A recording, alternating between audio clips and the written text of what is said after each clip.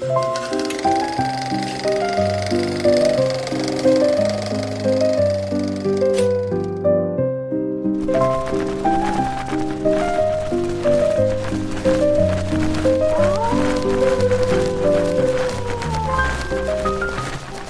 there, everybody. Welcome back to Crypt Finder. So as I continue this series on sort of eerie, enigmatic, made-for-TV movies, I've got an interesting one for you tonight. It's from 1980, and the movie is The Babysitter. This is a suspenseful, made-for-TV thriller directed by Peter Medak. It features a family's struggle to protect itself from an invasive threat.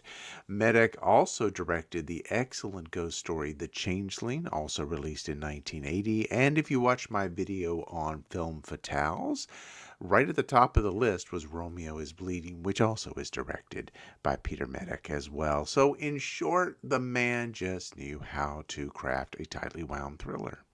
Before this film, the evil babysitter concept had not become a full-fledged trope just yet. You did have films and some TV episodes starting to explore that authority figures, particularly those who spend a lot of time with children, could have dark or sinister motivations. You see that certainly in the movie Don't Bother to Knock from 1952, starring Marilyn Monroe. You also see that in The Nanny from 1965, with Betty Davis playing it to the hilt for all it's worth.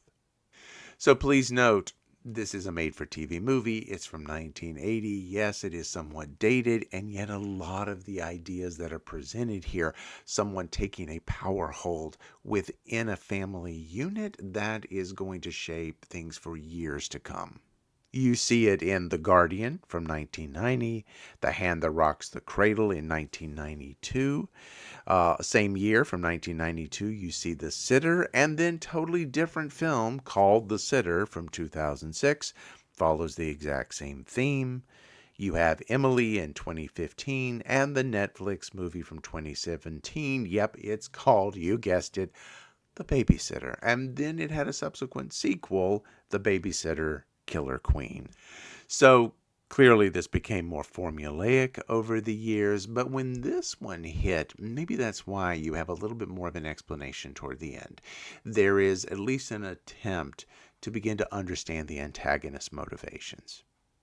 Our made-for-TV movie from 1980 begins with Dr. Jeff Benedict. He's played by William Shatner, a successful physician living in an upscale suburban neighborhood in the Puget Sound area with his wife Liz Benedict, who's played by Duke Astin, and their younger daughter Tara. On the surface, the Benedicts seem to have it all, and yet just underneath the veneer of this perfectly created life, you begin to see that Jeff is a workaholic, and his work schedule has provided a lot of strain on the family. Liz is very discontent at being a housewife. She's also a recovering alcoholic, and she is a very overprotective mother. The tension is exacerbated when Liz has an accident and hires a live-in babysitter to take care of Tara. Joanna Redwine, who's played by Stephanie Zimbalist, is beautiful, charming, seemingly a perfect young woman. Joanna's sob story is convincing, and yet even for 1980, somebody would have done a background check. Somebody would have asked for references. So yeah, just ignore that big giant plot hole. The Benedicts are impressed with Joanna. She cooks, she cleans, she gets their daughter away from the TV and out into nature, learning to swim. She is the perfect caregiver. However, as Joanna spends more time in the Benedicts' home, unsettling events begin to occur. Joanna's behavior becomes more and more intrusive. She begins to subtly undermine Liz's confidence, questioning her parenting skills, and even suggesting that Liz's sobriety is just a lack of confidence, and she encourages her to start drinking again. Liz also grows increasingly dependent on Joanna, but as an audience, we see that Joanna is obsessed with Jeff and has orchestrated her way into their lives with the intent of seducing him and taking Liz's place. When Liz confides that she thinks that Jeff might be having an affair, Joanna continues to sow those seeds of doubt. The psychological warfare takes its toll on Liz, who feels increasingly isolated and paranoid. The family neighbor, Dr. Lindquist, who's played here by John Houseman, begins to investigate the babysitter's past and discovers Joanna has a history of working for other families where similar unsettling events occur. Joanna is basically far more dangerous than she initially appears. The Babysitter is a psychological thriller that explores themes of trust and deception and family dynamics. Is it good? Well, as I have said repeatedly on this channel before, when you're talking about made-for-TV movies, it's just not the same as the big screen counterparts that would have been happening at the time. The network censors were very, very tough on the made-for-TV film, so it's more about the idea and the concept than it is the film itself. I think this film is notable for its atmosphere, the strong performances, and its portrayal of how a seemingly perfect life can be uprooted by a single dangerous outsider. Just don't expect a ton of action. This is a film that relies more on mood and atmosphere. It's really a character study more than a thriller. Stephanie Zimbalist is perfectly cast here. She has a sort of ethereal kind of quality. They also do a nice job, at least in the beginning. She sort of will appear and disappear at key moments where you sort of feel like that the filmmakers might be flirting with hints of the supernatural, but no, that's not really true. It just turns out Joanna's done all of her homework. She understands this new family's dynamics.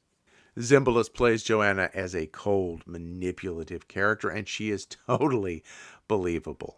This was relatively early in her career, but of course she would later become widely recognized for the popular TV series Remington Steele alongside Pierce Brosnan. The same year that this film aired would also see the release of the big screen film The Awakening that she was in with Charlton Heston, and it was based on Bram Stoker's novel Jewel of the Seven Stars. She gets to show off some of her dark side in that film as well, but here she's not just a villain, she also gets to be a broken character, and Stephanie Zimbalist does a great job. The movie hinges on her performance, and thankfully they hired the right actress. I am so sorry to just hijack this entire video, but as a side note, my favorite performance by Stephanie Zimbalist is in another made-for-TV movie. It was a Hallmark movie from 1990 called Caroline. It's not a horror film, but if you can find it, it's well worth a watch. Since I've been so focused on made-for-TV movies in this particular series, I would be really remiss if I did not mention this movie. It's about a woman presumed dead in a plane crash who shows up 15 years later, just prior to a large inheritance expiring. It is a great little gem. It's part mystery, part heartwarming drama, but a fantastic film. Okay, now back to our regular programming of The Babysitter. Both Patty Duke Astin and William Shatner have already dealt with animals attacking. Patty Duke was in The Swarm about killer bees, and William Shatner had already battled Kingdom of the Spiders, so they should be equipped to deal with a manipulative and dangerous babysitter, but no, they're way too trusting. Bonus here, Patty Duke Astin and William Shatner trying to outact each other, that might be worth the watch alone. This movie, again, while made for television, it doesn't shy away from creating a very tense atmosphere. Its effectiveness in building suspense without resorting to graphic violence, that's something that viewers who revisit this movie today, they might find very surprising, especially given the more explicit nature of modern thriller and horror films. Even in the moments where it could have been somewhat sensationalist, yeah, they completely show a lot of restraint. I was there, by the way, November 28th, 1980. I guess it was the Thanksgiving weekend, and there wasn't that much to do over the holidays. I was there watching it. I loved it then. I still love it now. I would recommend giving it a watch if you saw it years ago and want to revisit this one, or if you just want something a little more in the vein of like early psychological thriller to see where the now common trope of the evil babysitter would really start to take hold in the public imagination. Please feel free to comment down below. Let me know what you think about this movie, or what is your favorite evil babysitter movie. And until next time, everyone, stay curious, watch out for that babysitter, and stay scared.